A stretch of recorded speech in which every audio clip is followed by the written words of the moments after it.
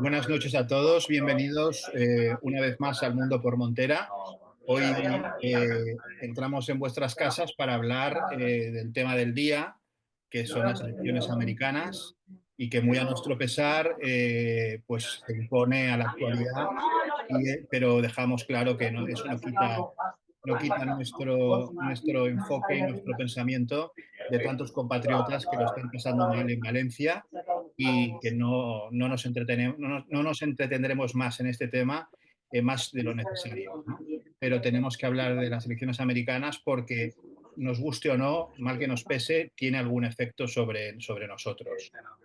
Hoy nos honra con su presencia mi admirado y estimado don Carlos Paz, analista internacional, escritor de este magnífico libro, Descifrando el Islam, el cual he leído con mucho placer y he disfrutado y recomiendo vivamente, y espero poder dar debida cuenta de él cuando don Carlos pueda y le vaya bien.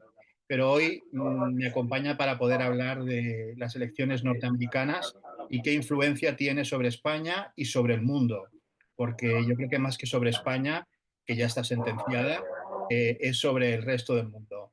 Don Carlos, muy buenas. Pues buenas tardes, ya casi noches. Un placer estar contigo, de verdad. Gracias. ¿Cómo ves bueno, hoy es fiesta grande, ¿no? Porque es fiesta en el imperio de la democracia, en el país que da el carnet de la democracia. Es decir, hoy me imagino que aquello van a ser unas elecciones, pues, de escuela parroquial, ¿no? Una cosa limpia, tranquila, modélica, ¿no? No habrán problemas, ¿no? Porque ellos saben mucho de democracia. ¿Qué te parece? Siempre nos han aturdido con estos mensajes de que es el país de la democracia y este tipo de cosas. Luego el papanatismo aquí hispánico, ibérico, de ver en Estados Unidos algo que nos es propio y no es así, evidentemente. Hablábamos entre bambalinas la influencia que pudiera tener en nuestro orbe, que no va a ser ninguno, luego hablaremos de eso. Y con todo y con eso, yo creo que lejos de ser una fiesta de la democracia, gane quien gane, que van a ser muy ajustados los resultados, se va a hablar va a sobrevolar, como ya está sobrevolando y sobrevoló en su momento, la sombra de la manipulación del voto y este tipo de cosas, porque la democracia, lejos de ser el menos malo de los sistemas, es quizá el más horrendo que pudiéramos imaginar. Yo, bueno, no puedo hacer más que suscribir tus palabras y, bueno, hemos visto las anteriores elecciones en Estados Unidos que han sido, bueno, el teatro chino de Manolita Chen, ¿no? Es decir, allá solo faltó la mujer barbuda, el enano, es decir, ha sido todo un circo, ¿no?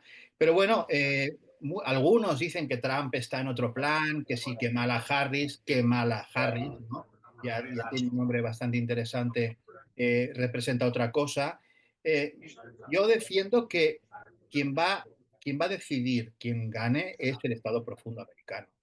Es decir, son ellos los que gobiernan Estados Unidos. Porque tú dime si no, un país que lleva con un presidente demenciado, lamentablemente, ¿no? Durante tanto tiempo, ¿quién ha gobernado Estados Unidos, ¿no? ¿Quién? O sea, es difícil, ¿no? O sea, entonces tú crees, ¿hasta qué punto hay ya una decisión popular real, ¿no? A la hora de elegir al presidente de Estados Unidos.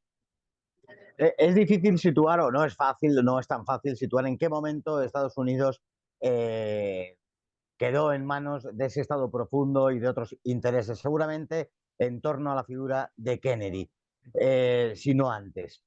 Pero desde luego hemos estado viviendo toda esta legislatura un presidente de Estados Unidos en un estado objetivamente senil. Yo Biden no estaba en sus 13 y no regía, eso lo hemos visto todos, ha sido un auténtico, lo que ahora se llama meme, una auténtica broma de presidente e indudablemente el país ha seguido funcionando. ¿Qué ha pasado ahí? Pues seguramente todos esos intereses que se agolpan en torno al verdadero poder de Estados Unidos pues ha sido quienes han dirigido el país. Pero eso nos lleva también a hablar de si la democracia, en democracia, son las personas que elegimos los que rigen los destinos de un país. Evidentemente, esto no es así. Aquí en España podemos elegir, tenemos la libertad para elegir a Pedro Sánchez, a Feijóo o a otro, pero ninguno de estos tres regirían los destinos del país. Hay unas instancias superiores, desde luego las primeras son Bruselas, y otras instancias que manejan los hilos.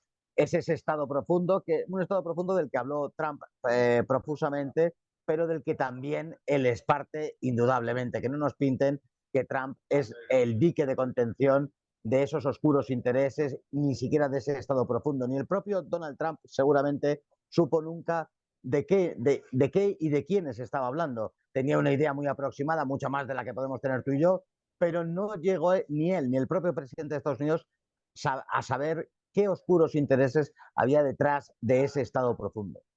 Y luego hay algo de lo que no se habla también por la mala memoria que tenemos todos, yo intento no tenerla, que Trump fue demócrata.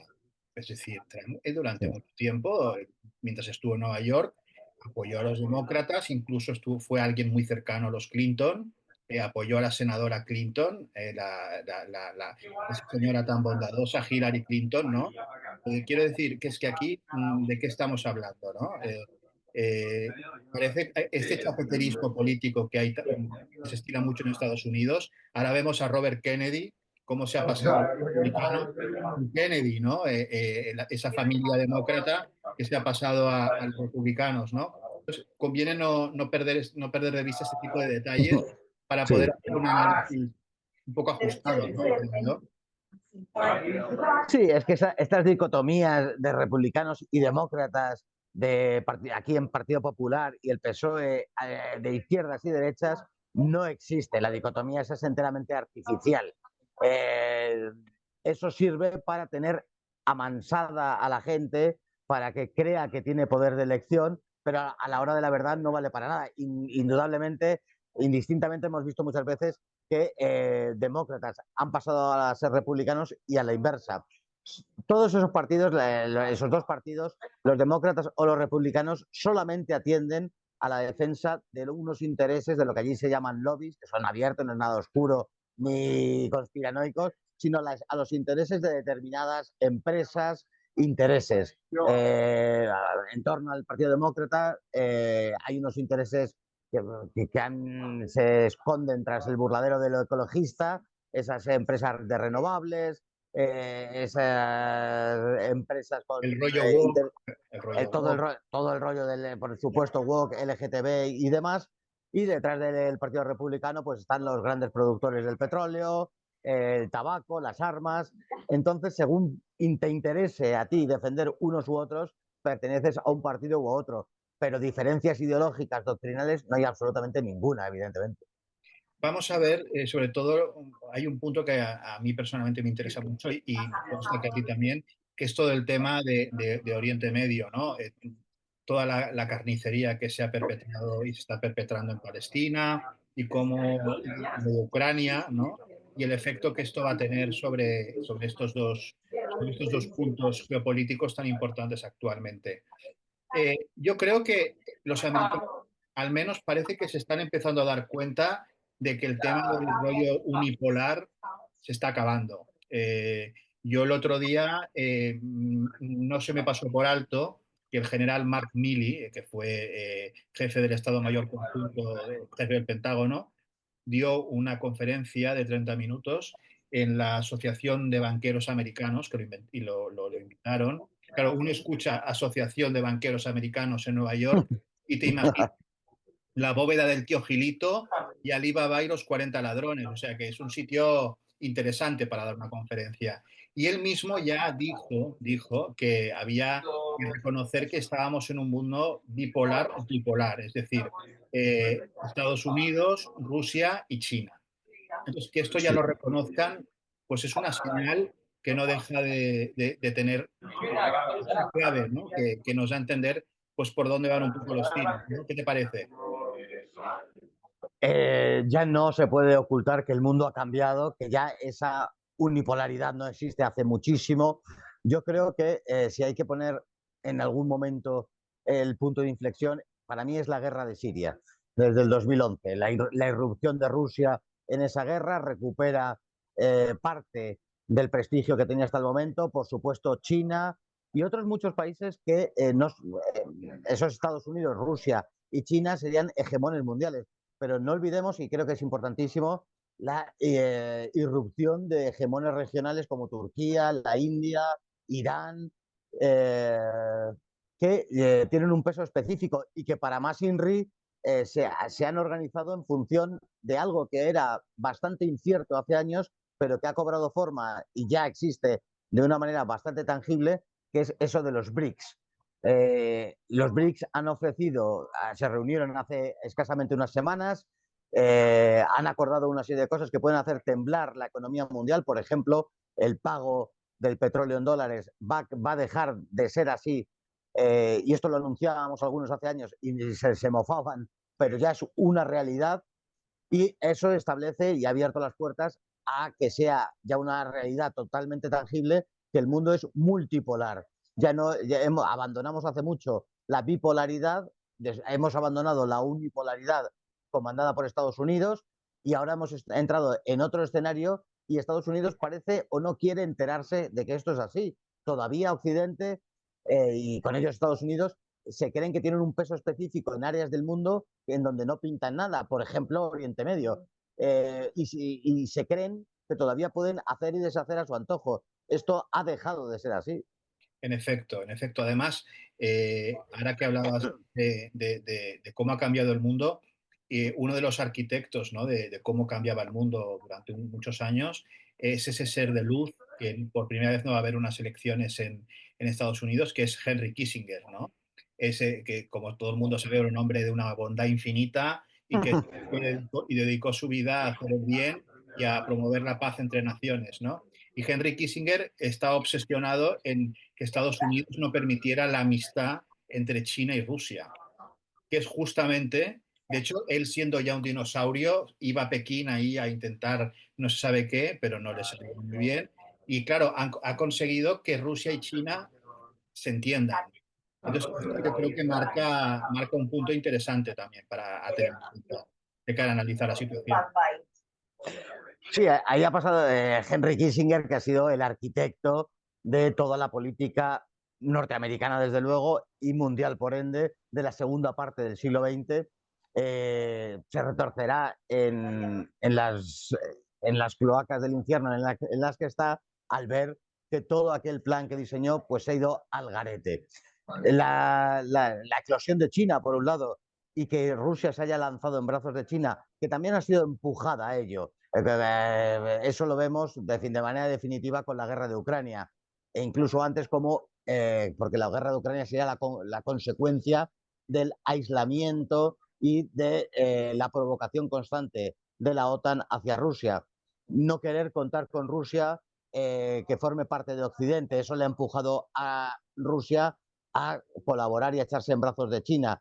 Y ese planteamiento hubiera sido inconcebible hace 30 años. También es verdad que con respecto a China, que no soy un experto en China, ni mucho menos, porque yo no creo que nadie sea experto en China, eh, porque nadie sabemos lo que está ocurriendo de verdad en China. Yo creo que ni los chinos son expertos en China. No, no, no, y estaba pensando a la par que hablaba contigo, estoy pensando en un periodista chino con el que tengo relativa relación. Yo creo que ni él sabe realmente lo que está pasando porque tiene acceso a unas fuentes que yo no tengo, él sabe chino, lógicamente, pero bueno, el sistema chino que cuenta cosas, engrandece unas cifras, por un lado, para darle esa magnificencia a China, y por otro lado oculta unas debilidades tremendas.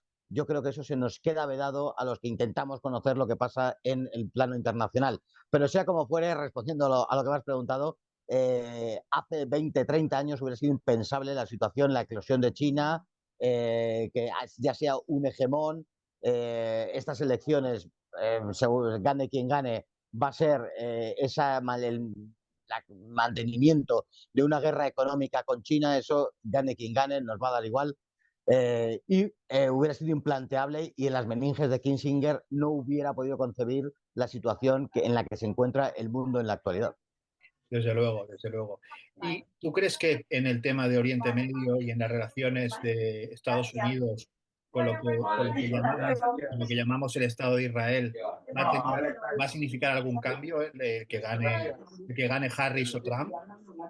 Sí, ahí sí es el cambio. Quien gane esas elecciones va a ser trascendental.